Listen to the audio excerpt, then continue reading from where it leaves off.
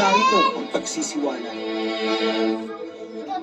Noong April 22 sa Soler, nagkita si Tito Soto at House Speaker Lee para pag-usapan kung ano ang papakialaman sa 1987 Constitution habang nakaupo si Bongbong Marcos. Kasama ni House Speaker Lee ay si South Cotabato Congressman Ferdinand Hernandez. Kasama ni Soto ay ang dating Senate Secretary na si Mark Mendoza. Kumatas ang gusto nilang move ng charter change. Muling sinusulong sa Kamara ang charter change o pag-amyenda sa konstitusyon sa pamamagitan ng Constitutional Convention. There's something brewing inside the government to place a possible no election scenario. Ang pag-aamyenda ng konstitusyon sa pamamagitan ng Constituent Assembly. Para makakuha ng suporta sa Senado at sa Kongreso, ito dapat ang mga nilalaman. Dapat na-extend ang termino ng mga senador at congressmen na mawawala na sa pwesto by 2028. Ang eleksyon sa bawat senador ay magiging by region.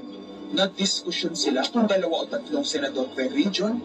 Kinompute nila kung mayroong 18 regions, nasa 36 o 54 ang magiging senador. Lumutang din ang usapang para hindi makaporma si Inday Sara sa 2028, gawing 50 years old ang edad ng pwedeng tumakbo.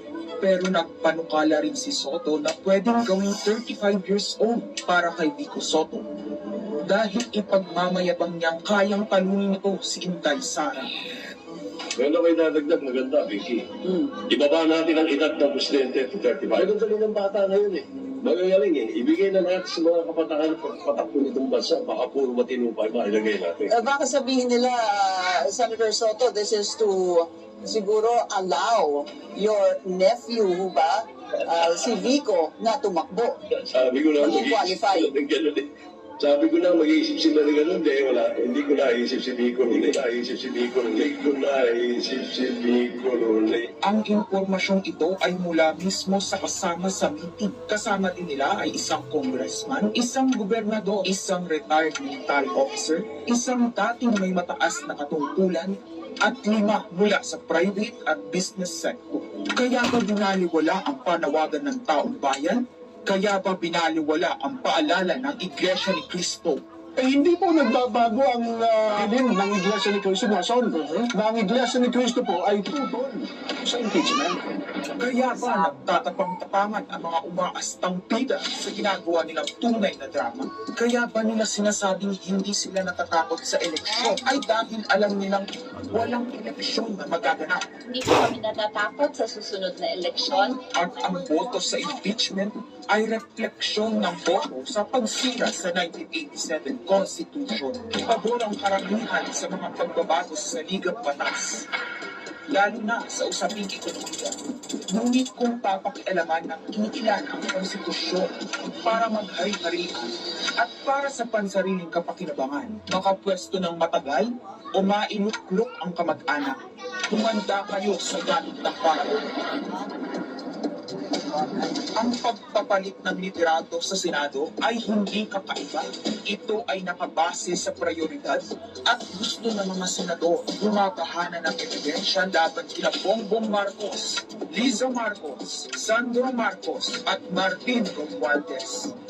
Kailangan ng may bayag sa Blue Ribbon Committee.